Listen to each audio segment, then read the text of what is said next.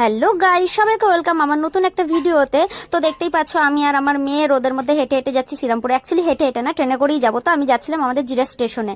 তো দেখো আমার মেয়ে আমার উপর একটু রেগে রয়েছে। রেগে থাকার একটা কারণ আছে অবশ্য, যে এই রোদের মধ্যে আমি ওকে হাঁটিয়ে হাঁটিয়ে কেন স্টেশনে নিয়ে যাচ্ছি, কেন আমি ওকে টোটো করে নিয়ে যাচ্ছিলাম। আর সত্যি কথা বলতে সেই দিন আমি একটা টোটো পর্যন্ত পাইনি, অনেকক্ষণ দাঁড়িয়েছিলাম কিন্তু একটা টোটো পাইনি। তো আশা করি ওর রাগ একটু পরেই ভেঙে যাবে।